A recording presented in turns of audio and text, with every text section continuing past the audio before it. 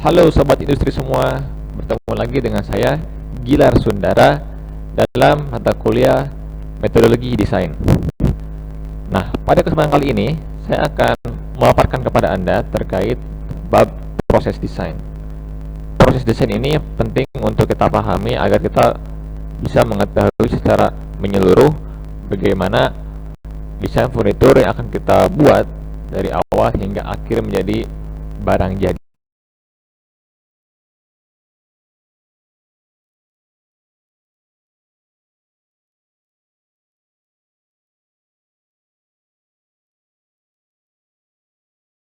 Nah, ada 6 tahapan dalam proses desain ini. Yang pertama adalah konseptualisasi. Nah, konseptualisasi ini merupakan tahapan awal yang mana perlu desainer lakukan dalam menciptakan sebuah konsep yang dikembangkan dari ide awal dan perumusan masalah atau problem statement yang berisi tentang proses desain. Nah, di sini nanti akan melahirkan beberapa pertimbangan seperti keputusan desain, kemudian deskripsi produknya, ukuran teknis, ukuran bentuk, kemudian kriteria desain, pilihan teknologi, teknik memproduksi, dan strategi pasarnya, apakah mau logistik atau ekspor, kemudian nanti konsep guna jualnya, baik itu perawatannya atau kemudian operasionalnya. Ya, secara ringkas konsep desain itu akan mengandung hal-hal tersebut.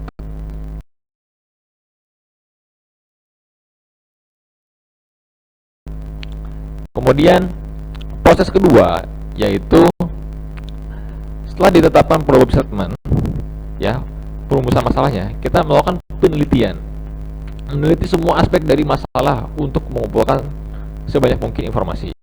Informasi yang dimaksud itu bisa berupa siapa penggunanya, karakteristik penggunanya, tipologi, tipe-tipe penggunanya. Nah, nanti setelah diteliti, nanti akan jatuh kepada analisis ergonomi. Dalam analisis ergonomi akan ada namanya aspek antropometri.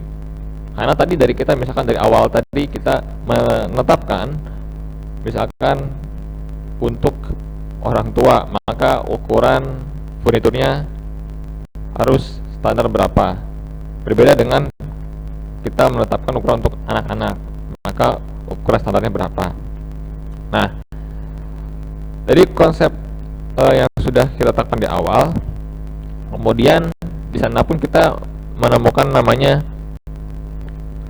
beberapa hal yang baru untuk menjawab problem sebelumnya. Nah, ketika konsep sudah ditetapkan, kemudian penemuan barunya sudah ada, kita perlu yang namanya komersialisasi. Artinya bagaimana kedepannya produk ini dijual, bisakah dipasarkan, bisakah memenuhi keinginan pasar. Nah, ketika semuanya itu bersatu, konsep, penemuan baru, dan komersialisasi itu ada, maka lahirlah suatu inovasi. Nah, penelitian baik akan menghasilkan inovasi. Penelitian yang baik akan menghasilkan inovasi, dan inovasi terdiri dari konsep ditambah penemuan baru dan bagaimana komersialisasinya.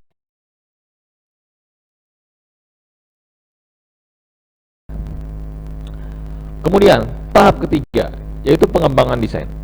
Di sini desainer akan mengembangkan desain. Ada poin di mana objek dapat dibangun. Ya, jadi nanti kita akan membuat desain bisa secara freehand. Kemudian nanti kita akan menemukan beberapa alternatif mana yang kira-kira terbaik untuk dipilih.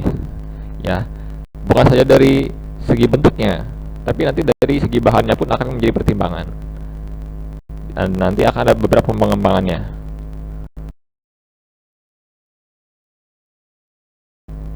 Oke. Dan proses selanjutnya yaitu implementasi, yakni bagaimana mengimplementasikan desain.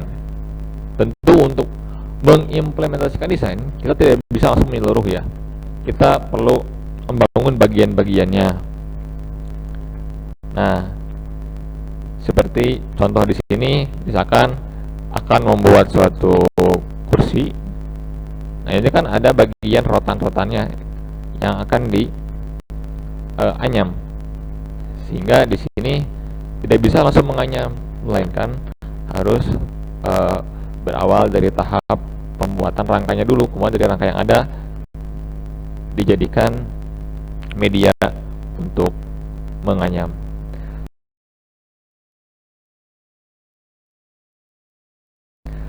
Kemudian setelah jadi produknya, produk tersebut perlu dievaluasi sebetulnya. Barangkali masih ada kekurangan-kekurangan. Ini evaluasinya secara keseluruhan, baik dari desain, kemudian setelah didesain kemudian diproduksi, kemudian nanti ada prototipenya. Jadi prototip pun harus dievaluasi. Tahap produksi pun perlu dievaluasi. Desain pun nanti perlu dievaluasi bila mana ada hal-hal yang tidak memenuhi standar. Nah, baik itu dari kekakuannya, mungkin saja dari warnanya, dari varnisnya. Nah, itu perlu ada evaluasi yang matang supaya sebelum sampai ke konsumen, sebelum sampai ke buyer, furnitur kita ini punya keunggulan yang mantap, reliable, tangguh, ya, sehingga kedepannya diharapkan dapat memuaskan konsumen.